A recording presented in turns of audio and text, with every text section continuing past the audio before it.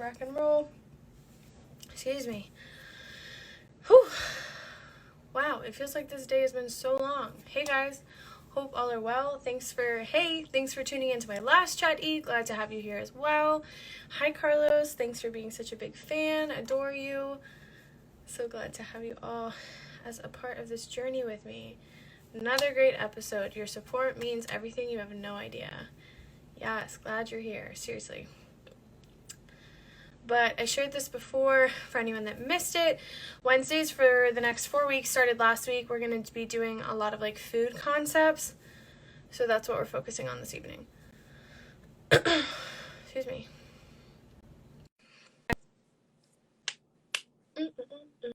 Hey Cass. Oh, I'm doing it. I'm doing that little dance. Hello.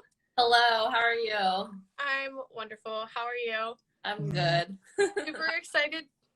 Sorry, what'd you say? Oh, I said happy Wednesday.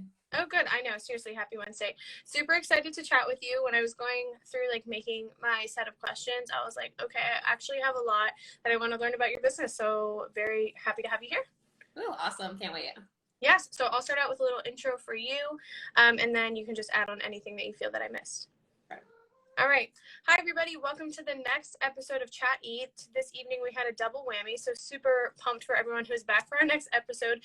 Chat E, for anyone that doesn't know, is an opportunity for young entrepreneurs and content creators to share about their businesses, kind of help promote people in the community and motivate them to go after their dreams, find their passion, and go for it. My name's Ellie, for anyone that doesn't know me, and my guest this evening is the wonderful Erica Rankin, right? Yeah. Got it. Who is the CEO and founder of Brodo, which is based out of Ontario, Canada. And Brodo is a protein-infused and vegan edible cookie dough. And the flavors that she has set up for us are insane. I can't wait to talk about them and figure out which one I'm going to order or which 9. Don't know. Anyway, super glad that you're here and to learn about your business. Yeah, no, thanks for having me. I'm excited for this. Of course, you're welcome. Do you have anything else you want to add to introduce yourself any further? Yeah, so America, I'm the CEO and founder of Brodo. We're based out of Ontario. Where are you located? I'm in Maryland, so in the U.S. Oh, okay. Yeah, because I don't sell into the U.S. right now. So that's I know, I did see that, but we'll figure it out. Yeah. I did see that, but it's okay. Soon enough, or I'll be there or something. We'll figure it out. Yeah, one day. Yes. Awesome. Did I say it wrong? I said Ontario. It's Ontario. Yeah, same. It's Ontario. You knew what I was talking about. Yeah. You know. Probably all the Americans do that all the time, or people. So how did you launch and get started with Brodo as a business in the beginning? Yeah, so I launched in December of 2019. I background, like I'll tell you about like my background. I got school for psychology. Got my BA in psychology. Was kind of going down that path. Worked a traditional 9-to-5 job in research for about 1.5 years. My contract was coming to an end and I didn't really know what to do with my life. I was living at home with my parents. All my friends were like getting salary jobs and I was kind of like lost and didn't have a ton of money and didn't know what I wanted to do. So I ended up going backpacking through Southeast Asia for almost 4 months. And when I went backpacking, I met people from all over the world with all different backgrounds, different ages, ethnicities, all at different stages, like a lot of entrepreneurs who have their own businesses. Totally. And like that kind of sparked an idea in my head because I never thought that was something that I could do because I had the proper credentials. I didn't have like my BA, BBA or anything. I had no business background. So I got home. I kind of like sat down with myself and I was like, hey, am I going to work for someone else or am I going to try to make something and build something and create my own life essentially? So I like sitting down in like my mom's living room and I was like brainstorming things and I had a note open on my phone and I was like, I love making food and I love making like healthier recipes. Like, how can I make this a business? And then I saw a hole in the Canadian market. Like, we don't have a protein infused edible cookie dough here. So I just started like experimenting with things in my kitchen. I came up with a recipe in August and then I launched it in December shortly after. Good for you. That's amazing. I love that you were traveling. I was living abroad in Madrid teaching English after I graduated from college. So I promote traveling and everyone should do it. I mean, doesn't matter where you go, but also go everywhere. Like the sky is the limit and, you know, like no excuses. I feel like traveling opens up our doors and eyes to so many cultures, so many people, and just dreams like pop up in your brain and you're like, okay, I'm gonna figure out how to make this work. I can do it. So that is so cool. I don't know if we have a protein infused vegan cookie dough here either. When I like came across your business, I'd never heard of anything of the sort. So maybe somewhere in the US, like maybe in like California, they might do things like that. New York, you know, those big cities, I feel like they have a lot of restaurants and things of the sort, but I've never heard of anything like that before. Yeah, I know there's a couple, but I think they're taking the D2C, like direct to consumer route, where I'm trying to like hit up retail and just get into grocery stores. That's a good idea. I'd buy it. Yeah. Sounds good to me, seriously. What was your, just total side note, what was your favorite place that you traveled if you were in Southeast Asia?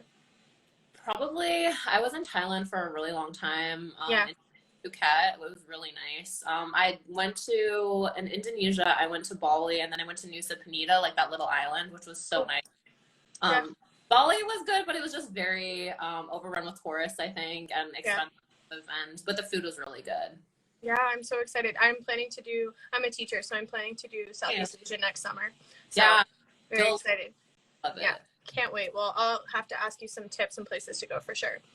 So I saw that you're really passionate about health, fitness, and finding like not supplements, but substitutes for foods that you really enjoy, but finding ways to make them better for you. Of all of the sweets and desserts that you could pick, why did you choose cookie dough? Because I feel like you could go a brownie route, you could go for ice cream, like there's a lot of different things, but why was cookie dough the sweet treat that you chose to go after? I think because there's like a hole in the market, right? So I kind of saw a market need here. So that was one of the reasons. And then another, like, it's such a nostalgic treat. Like, I grew up eating it. My neighbor's mom was a baker, and we would eat cookie dough, and I would eat so much I was sick. Like, even like in high school, there was a grocery store across the street, and we would go like on our spares or our lunch breaks and just get like Pillsbury cookie dough. And you weren't even supposed to eat it raw. It had eggs and everything in it. Of course not, right? But it's so good. And ate it, and like I remember sitting like on the curb in the sun in the heat in the summer and just getting so sick and having a sugar crash. So I think like bringing back that like nostalgic like childhood feel, but in a better way where you don't feel icky and have like that tummy ache and sugar crash afterwards. No, yeah, I totally feel that. My mom was always like, don't eat it, but then my dad, she'd buy like a roll of cookie dough, like Pillsbury or something, and it'd be gone before she even cooked it. Yeah, I know. Because he would eat it. So it was so good. So someone just said cookie dough is super sweet. So because this is vegan and better for you, what do you use to sweeten your cookie dough? Because cookie dough is a dessert or a treat. It is a dessert. So instead of like white granulated sugar, I use 3 types of plant-based sweetener. So I use organic turbinado sugar, which is basically a less processed brown sugar that has molasses retained in it. And then a stevia, which is from the stevia leaf, and then a pea IMO syrup. It's similar to what is found in Smart Sweets. I'm not sure if you've heard of that. Healthier. Yeah, so that's a pea, like extracted from peas. It's a sweetener. That's so cool. They have those in the grocery store too, and I've seen them online. Like a couple people that I know have like sponsored them before and stuff. They're all over, yeah. I've never tried them though. Are they good? I want to. I mean, yeah, they're definitely a good substitute. They don't obviously replace like actual candy, like nothing compared to candy, but they are definitely good, and they curb a sweet too. So yeah, totally. No, like I've seen the Swedish fish and gummy bears and things like that. So I feel like for some people it can be kind of like they're kind of nervous when they're like a healthier version of cookie dough. They're like, no, I just want to like eat the real thing. So how do you kind of like gauge that kind of clientele? Does that make sense? So like I'm kind of going after like fitness advocates, people who prioritize their health and they exercise and they really care about the added protein element on my product, because that's kind of like where the name came from. Like the roots of my name is bro, like you even lift bro, like it's a play on words, right? And that's the one component of the product that attracts the customers that I currently have. They really care about that, and then as well as the plant-based ingredients, because traditional cookie dough is not plant-based. Right. That's super smart. Very good idea.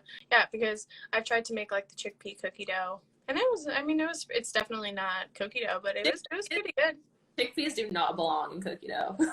Okay, yeah, like I mean it works, but like you definitely had to have the chocolate chips in there to get the sweet. Like I got what they were going for, but So each serving of bro dough contains 5 grams of protein, and you said some of that comes from a pea. Do you want to like share about that a little more? I really know very little about that type of protein and just the benefits and such. Yeah, so there's a bunch of different types of proteins. There's lots of different plant-based ones. Mm-hmm. In terms of like traditional protein, you usually see in like shakes and bars, they're dairy-based, so they're whey protein. Right. People can have reactions to that. I know like I'm sensitive to dairy and I get like an upset tummy when I eat that, and I don't have this when I have like plant-based proteins. Mm-hmm. So pea is like a more natural, again, plant-based protein, less processed. I use pea versus other plant-based proteins just because it mixes a lot better and it bakes a lot better. Okay, that's good to know. I've never used that. I don't even know where to find that. Did they sell that at the store? I'm sure they do. Yeah. I mean, it's not the best. Probably have to find like a good brand of it. Like Vega, I do not recommend. It tastes like earth. Eat it or drinking that protein. But when you mix it into things, like if you mix protein powder into like yogurt or oatmeal or put fruit and stuff, if you have it just on its own, I think it's not the best. But and it's like chalky sometimes too. Yeah. Put it in. I'm not a fan either. Mm-hmm. Do you personally eat vegan? Are you vegan? I'm not 100% vegan, but I do eat more plant-based. I don't eat any red meat. And I'm kind of hoping to transition over to fully vegan like in a year or two. But yeah, mostly plant-based.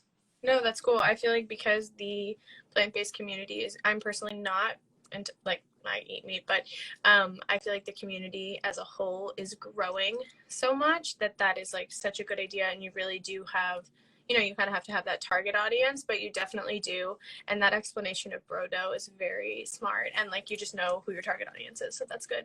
Right. Yeah. Are you a big like gym member too? Are you really into working out too? I mean, I used to be. I competed in bodybuilding competitions a few years ago in 2018. Cool. So that was good. It was very extreme and it took all of my time and energy, and I'm glad I did it.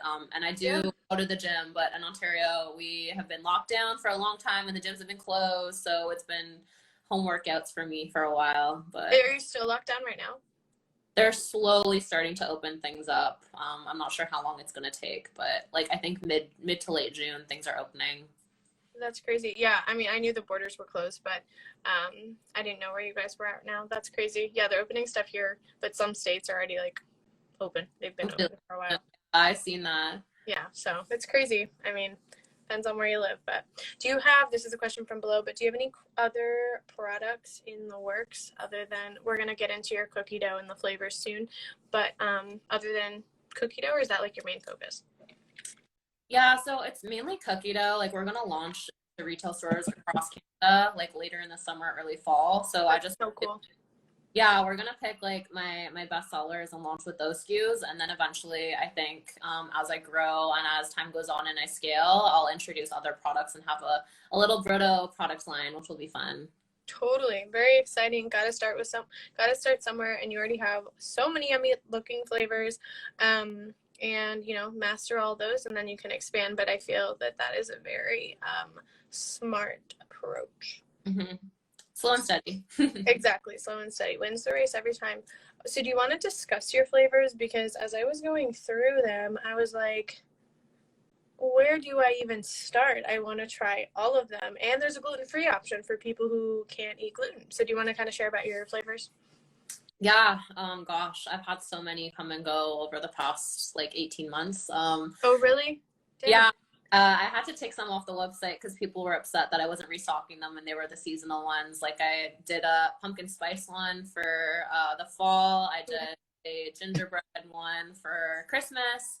Like my staple flavors, like bestsellers, are chocolate chip, cookies and cream, tuxedo brownie, which is basically like a cocoa, like brownie batter almost, cookie dough with chunks of like Oreo cookies and white chocolate chips.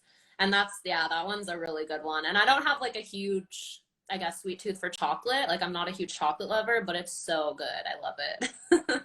Yeah, I'm a vanilla kind of gal, you know. But I really do understand. Yeah, and then the other ones, pinata. Red velvet. Someone just said you don't have that up there. I don't think. Don't have what? Red velvet anymore? Is that one? Oh, red velvet. Oh, hi, Jeannie. Yeah, I don't. I discontinued it for a little bit. I try to rotate them out because again, it's pretty much only me doing everything. So it's really hard to manage inventory and have like 15, 20 flavors going on at a time. But I did have red velvet. I had white chocolate.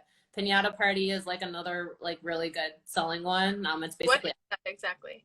so it's like, it's white chocolate chips, regular chocolate chips, sprinkles, Oreo cookies, and then these little like rainbow, like chocolate filled candies. And it's like everything, like a piñata, you know?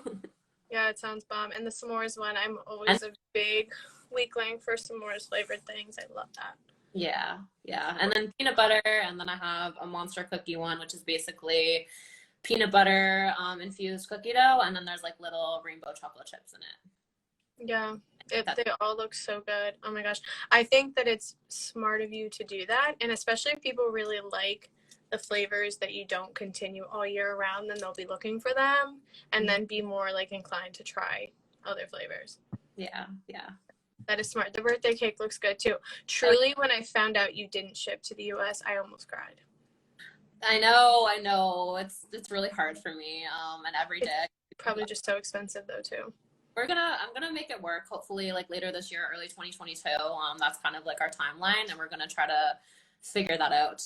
It's a real pickle though.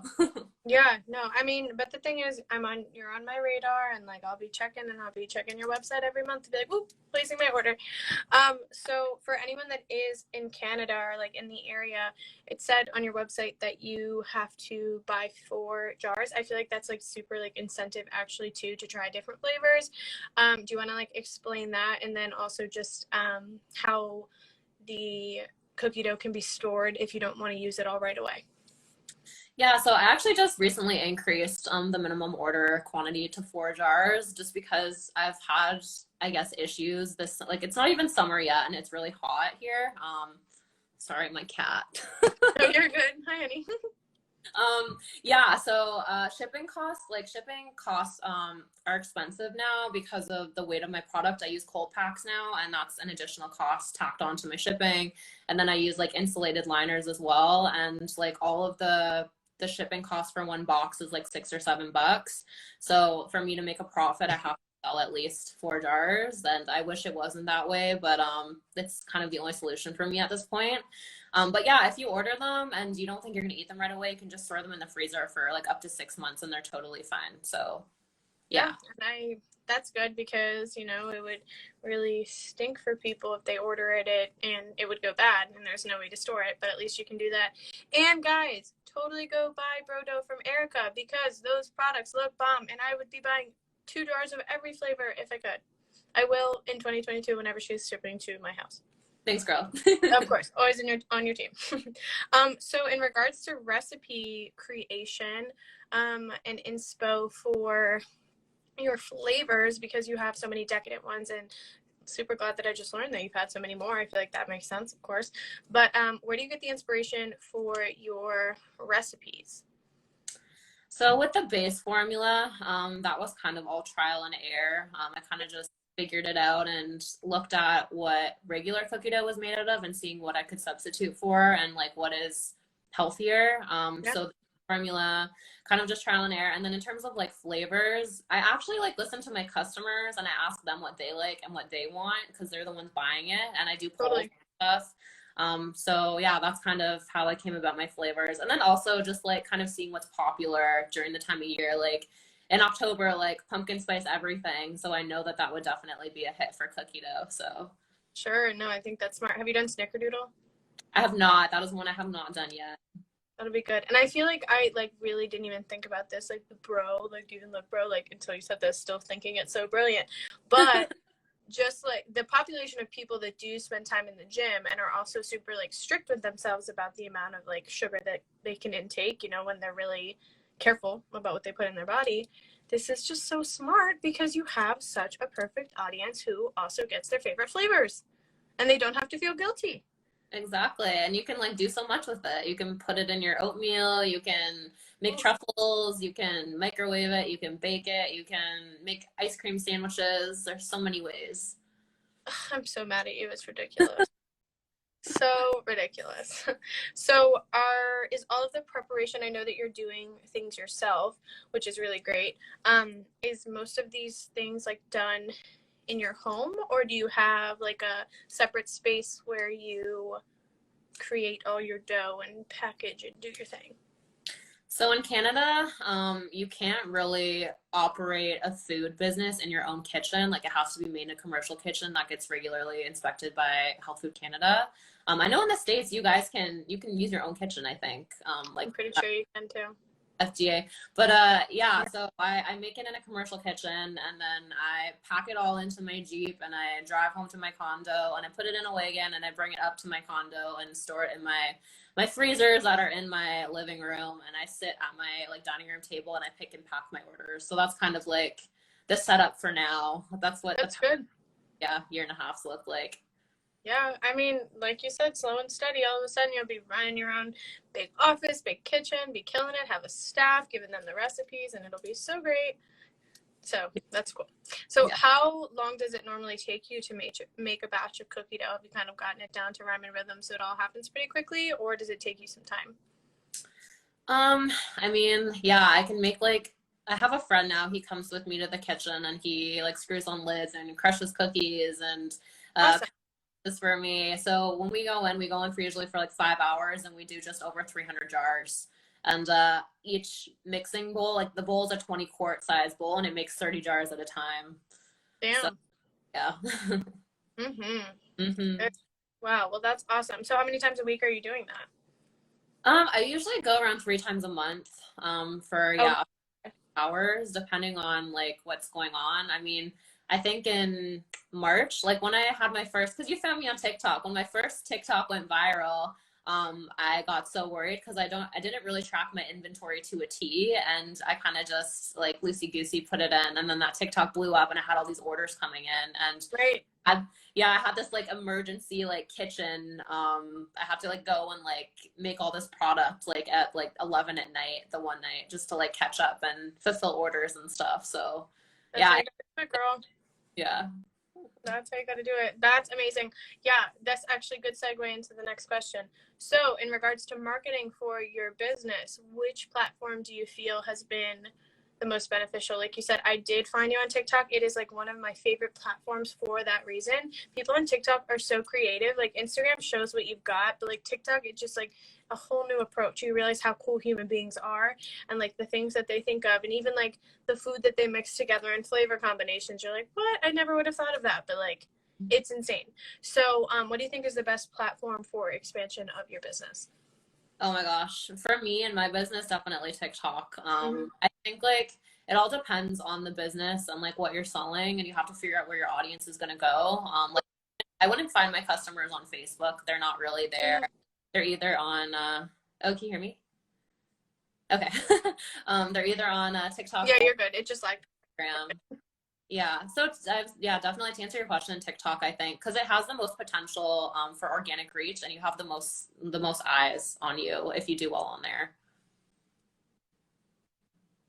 No, I agree entirely. I also think that whenever I find a TikToker that I like, or like their small business, I always follow them on Instagram because I'm like, okay, I want to follow your story. So I feel like it's a good way to kind of connect the two if you have your Instagram links. That's how I connected with you. Yeah. True. Because you can't message people on TikTok unless they follow you back. Yeah, I realized that. Yeah. So I'm like, okay, well, hello, trying to expand my business and connect with people, and I can on TikTok. So I always go to Instagram, but it works for me. It's good. So, when it comes to starting a new business, it can get really expensive. That's like one of the things that I think makes a lot of people hesitant about like diving in, just because you're like, where am I going to get the money? Are people going to buy my product? I'm hesitant. I'm scared. So when you decided after traveling, still so proud of you. That's amazing. That's so cool. After traveling and doing your thing, how did you go about financing your business? Were you like, hey, like I'm going to use some of my savings, or hey, I'm going to invest, or hey, I have a separate account that is like specifically for what I'm doing now? I mean, I was really scrappy. Again, like I didn't invest a ton of money into it. Good. I got my own little printer. I printed my own label. I launched like in the middle of winter in like one of the coldest provinces, and I stored my product in my car because I didn't want to pay for cold storage and couldn't afford freezers or anything. So I literally, yeah, I literally would drive around with my heat off all winter and have like boxes of dough in my back seats with just like gloves and hats on in my car.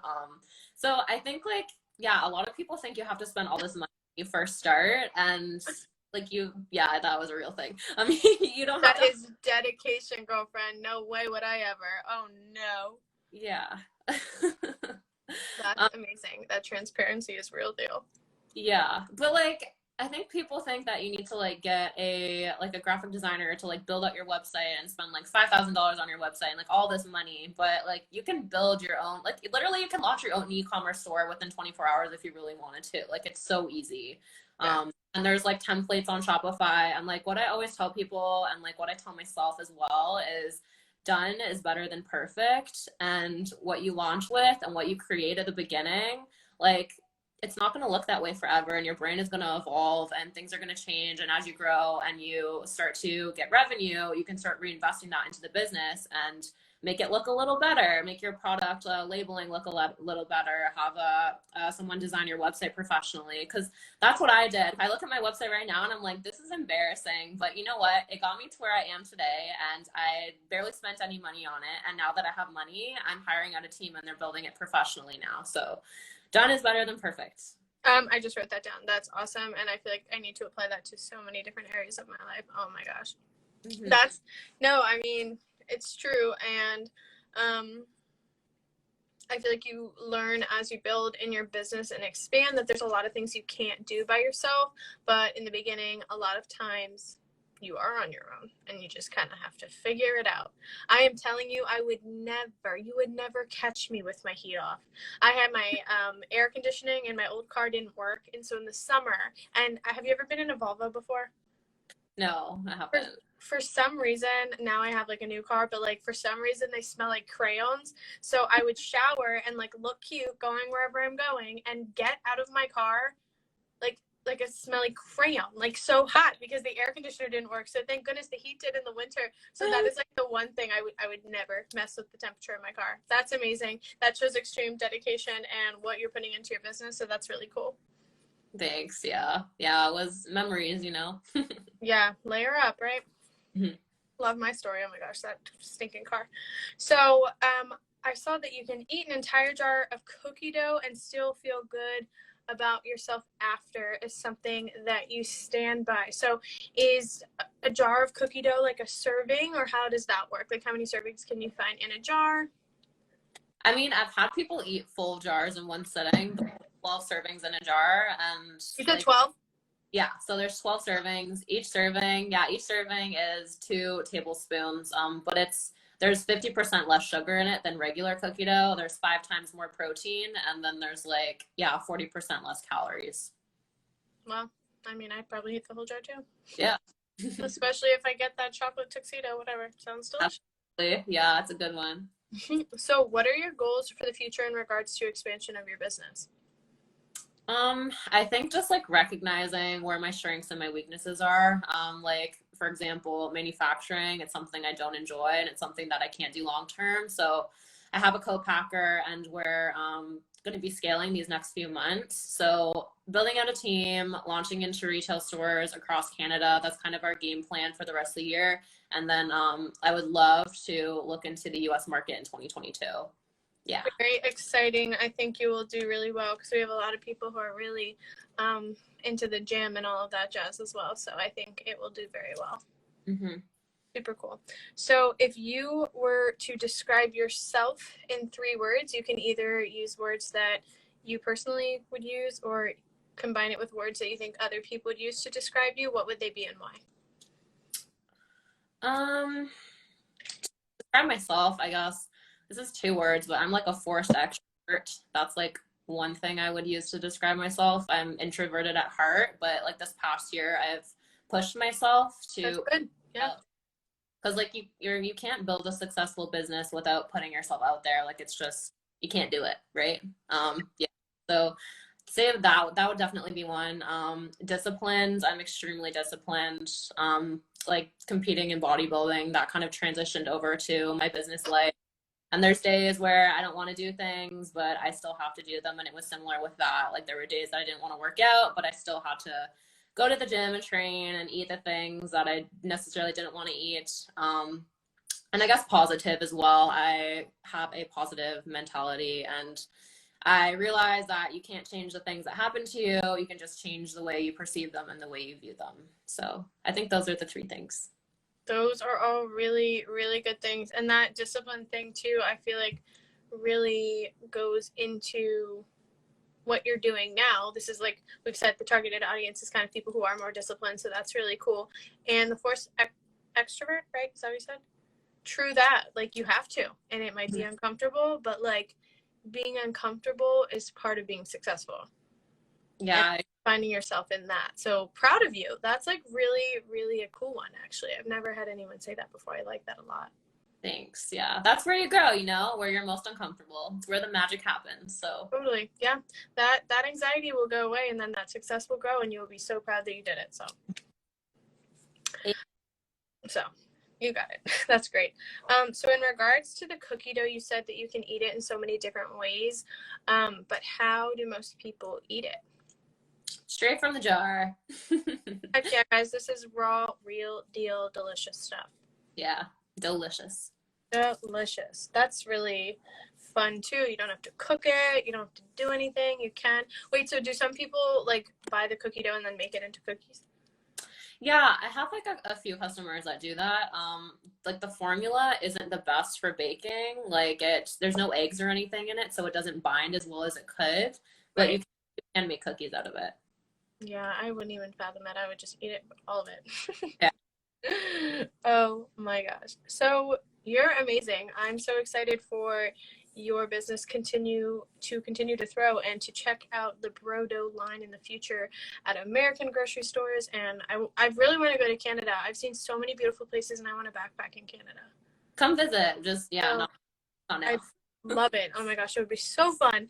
But what tips do you have for people wanting to start their own business, go after maybe some new endeavors that might seem a little scary, especially like you said, from a forced extrovert perspective? I think that's so cool.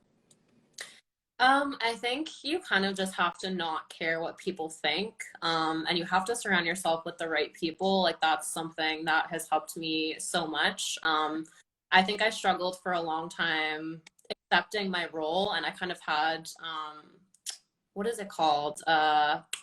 Imposter syndrome. I had imposter syndrome for a really, really long time, and I kind of felt underqualified.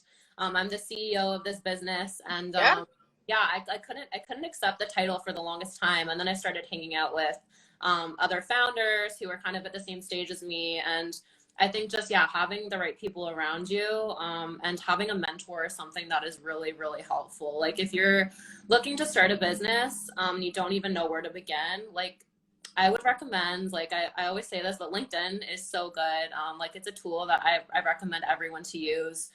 Get on there, like reach out to people who you really look up to, who are in the industry you're looking to pursue. Send them a message or an email and be like, hey, like this is kind of where I'm at. Like I admire this about you. Maybe like bring up like a product or their work or something to show that you care and you know about them. Right. And just ask for their advice, and they're going to be more than willing to give you that advice because they were literally in your shoes at one time.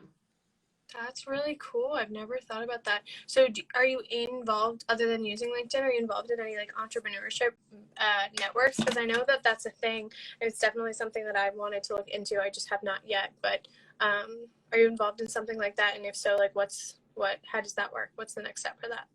Yeah, I'm in a lot of different things. I'm really familiar with CPG. So if you're looking to like start like a beauty line or a product or a food product, in Canada for females, we have the FWE Forum for Women Entrepreneurs. So that is something that I use, and I did an E-Series program with them, just kind of learning about how to like launch a business, set your business up for success and everything, and like all the moving parts that are involved with the business. They're a really great tool. Like different Slack communities, like startupcpg.com is another really great one. And I think there's like, I don't know, like three or four or 5,000 people just in that group. And it's all, I think yeah, all over the world. There are Canadians in there, not as many as Americans though. Yeah.